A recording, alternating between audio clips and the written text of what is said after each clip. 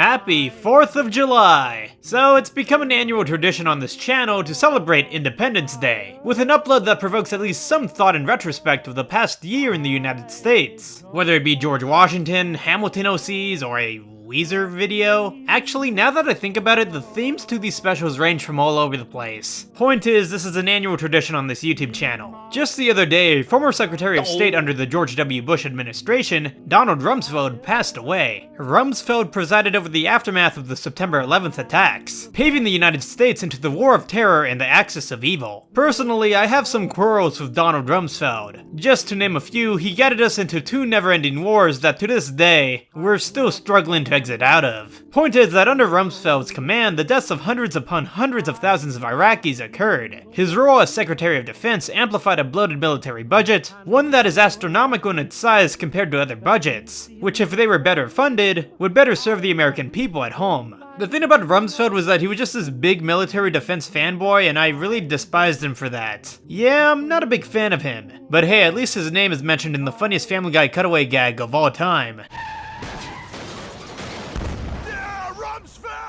This has had me thinking about the legacies of significant figures in American history. Donald Rumsfeld was the Secretary of Defense under the Bush administration, but just imagine how the country will react when the actual Commander-in-Chief, who was in charge at the time, George W. Bush, passes away. How will history judge his decisions? And will attitudes change when it comes to analyzing his presidency? I mean, you can say that about any modern president, but I think in order to understand how people will look at the legacy of these modern figures, one must look at the past. Let's take a look at the legacy of President Woodrow Wilson. Wilson is depicted as a champion of progressive policies, including his creation of a differentiated income tax and an advocate of the League of Nations. However, in recent memory, such prose found under Wilson have been clouded under a judgment of prominent racist views throughout his life. Wilson was an advocate for continued segregation under his presidency, and a promoter of the film Birth of a Nation, which glorified the Ku Klux Klan as heroes of the South. Wilson was originally described by scholar and black activist W.E.B. Du Bois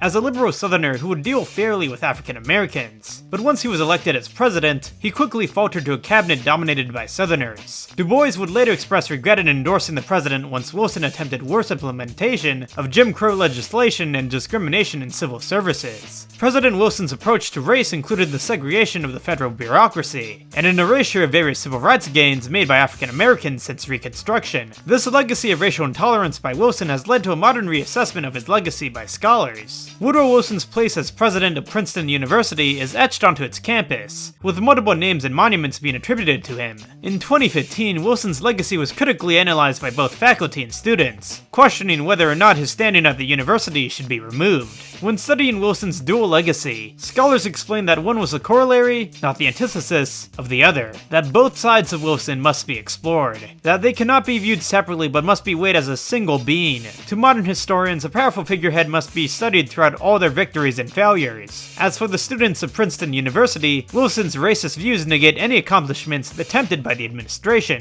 In the modern era, there's an aggressive eye on the past, with scholars writing that history includes people and events that make us uncomfortable. Since we cannot eradicate the past, the question is what use should we make of it? In the modern era of cancel culture, analyzing history has become more critical and scathing in condemning the shadow of once respected figures.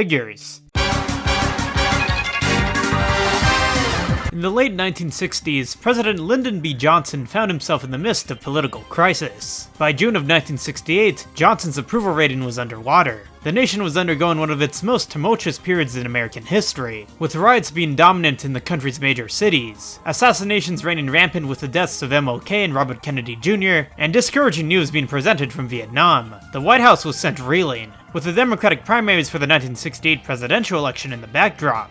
Johnson reached a major decision. In April of '68, Johnson decided not to seek the Democratic nomination due to a plummeting approval. In the years following the Johnson presidency, his social achievements were overshadowed by his handling of the Vietnam War. President Johnson had strived to reach his goals of his Great Society program, with the program's main goals yearning for the end of poverty, reducing crime, and abolishing inequality and improving the environment.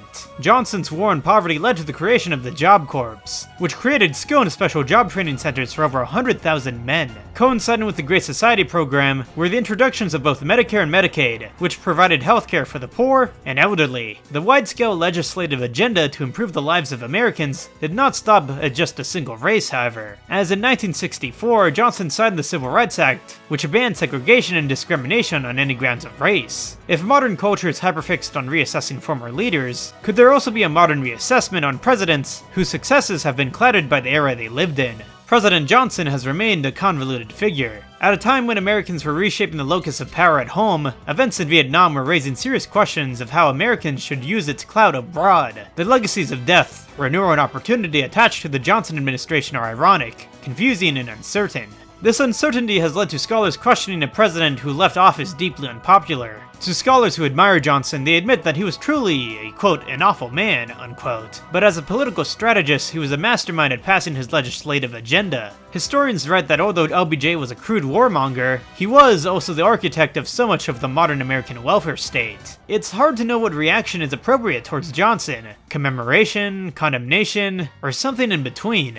To historians of the modern era, they could not deny that Johnson redefined the scope of social programs, and his impact on the greatest Civil Rights Act since Reconstruction cannot go unnoticed. Johnson's reputation was ruined by his final year in office, but it was not tarnished forever. Johnson represents the foolishness of trying to separate leaders into good and bad, and that is a vital lesson. There's not a single way to describe a president, as they are viewed through all their victories and faults. Labeling a figure as a single description and assessing them as only that is ignorant to the past and how they may be perceived in the future. In summary, a president's legacy is never set in stone. They should be ridiculed and analyzed for all their decisions, whether it be good or bad. Woodrow Wilson, a man who ushered in progressive policies, has been examined as an individual with deeply racist attitudes that atone to his time. LBJ, a victim of circumstance and an unpopular war, is having his legacy reassessed only due to his legislative accomplishments. History is cruel and dark. It sheds light onto the uncomfortable and the honest truth. When it comes to examining history in the modern era, a dramatic shift has occurred. Reassessing has become aggressive and looks for the entire truth. An investigation into the past brings out all evidence with no piece being neglected. There is no definitive legacy to a historical figure. All that there is left is what historians can determine with the evidence that is given to them. But anyways, I've been Zeepsterd, and that was just my own 2 cents on stuff that I've been thinking about for a little while. I believe that we're all going to have a legacy, and it's up to us what that legacy will be. A legacy is something you'll never get to see, so it's best to leave behind a good one. You guys all have a wonderful 4th of July. I'll see you soon.